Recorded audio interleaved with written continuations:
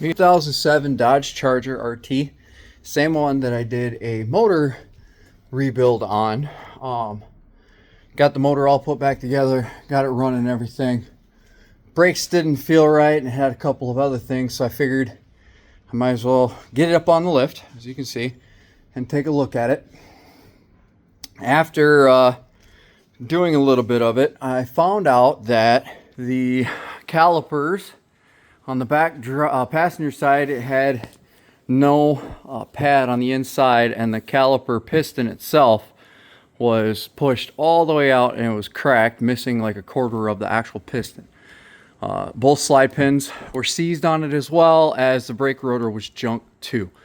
So new pads, new rotors, new calipers, all in the back, as you can see right there, all new. And then we also had some noises going on in the front, and I'll show you here what happened. We have the lower forward facing control arm. As you can see, the rubber bushing is completely shot. This is the driver's side, junk. The sway bar links, they're junk. You can see this one's just ready to call it a day, basically.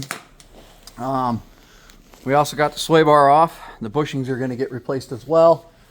Going to end up getting new inner and outer tie rods, because these ones are junk. New upper control arms, they're going to get replaced here. Then you got the rear lower control arm, and I'll show you this.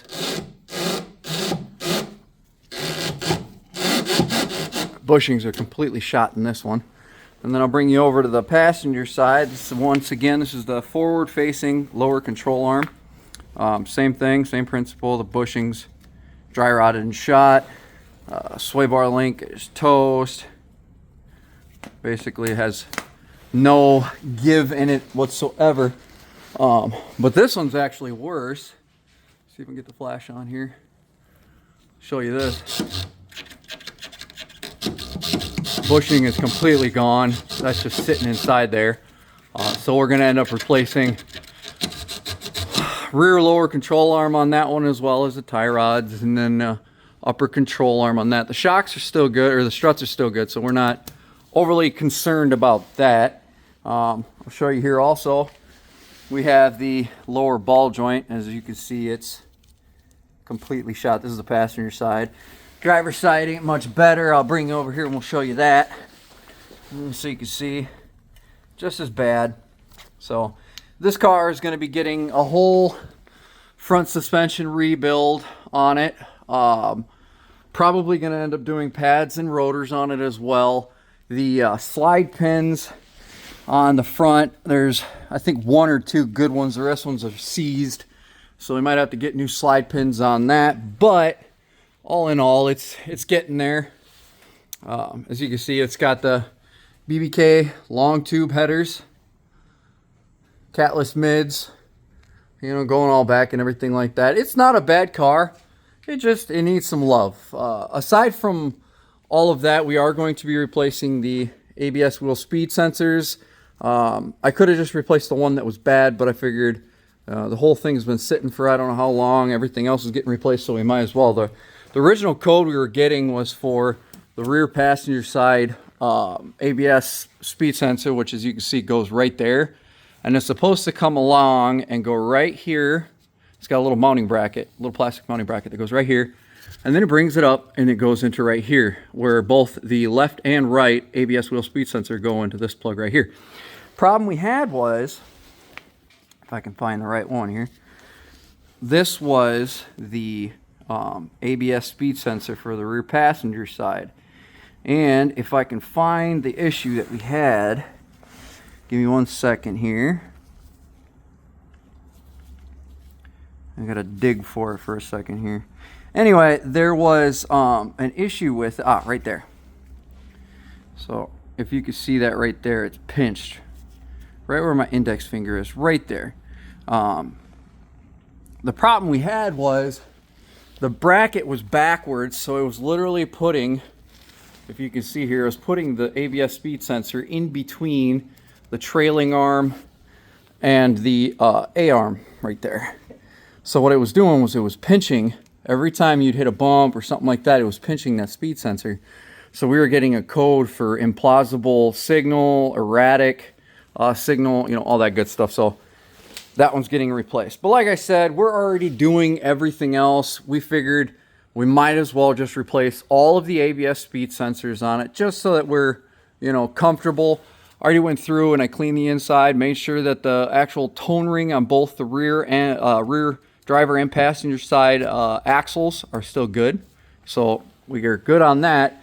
And then, like I said, we're gonna just go through just for peace of mind, and we're gonna replace the ones in the front so we don't have that issue anymore. I mean, you can see the bushings on this are just completely toast, and it's not supposed to do that. So one thing at a time, we will be getting all this done. I will be making another video once I get everything torn out and we start putting everything back together.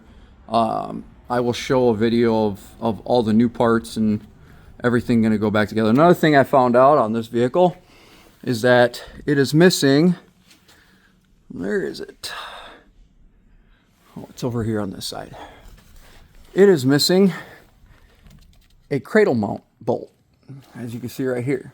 So it's supposed to look like that. I mean, granted, don't mind the dirtiness. There's a power steering leak on it, but it's missing the bolt that holds the cradle onto the passenger side. So we're going to be getting a new one of that and doing all of that stuff. Like I said, we're going to be doing front lower control arms, front rear lower control arms, tie rods, inner and outer, sway bar links, sway bar bushings, upper control arms, all ABS wheel speed sensors. We already did the rear calipers, pads and rotors in the back. We're going to end up probably doing pads and rotors in the front, as long as the calipers are still good. We might have to get some new slide pins on it, and then we got to get that cross member or that subframe bolt to get that going. And then once that's done, everything else should be fine. There's a couple here odds and ends.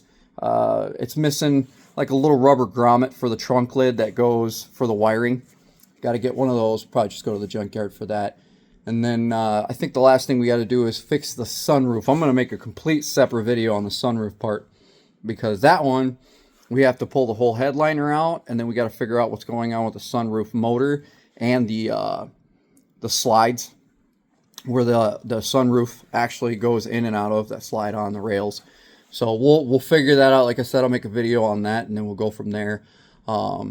If you guys need any help or have any questions, be sure to leave a comment. I'll do my best to answer those.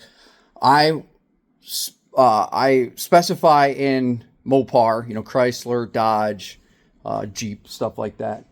So I know these a little bit better than other vehicles. I mean, granted, I know a variety of vehicles, but these ones I know very, very well. So if you have questions about how to remove a part or a suspension issue or a motor issue, whatever the case may be, when it comes to either a Dodge Charger, Dodge Challenger, Dodge Magnum, Chrysler 300, Dodge Durango, Dodge trucks, you know, 1500s, 2500s, even the 3500s with the Cummins in them, Jeep, any of the Jeeps that have the 3.7, 4.7, or 5.7 in them, the 3.6s, the newer style, I can fix those as well. I know a lot about the 3.6s too, the Pentastar motors.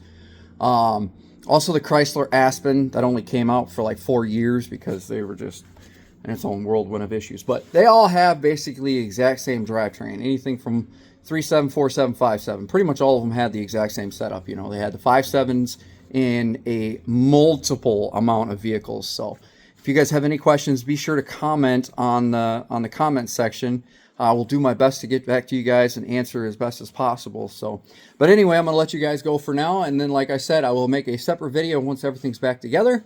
And then we'll be making a separate video after that on the sunroof of what exactly is going wrong, how to remove the headliner, and how to diagnose what's wrong with the sunroof and either repair it or just simply replace it. So stay tuned and keep your eyes open for the next video.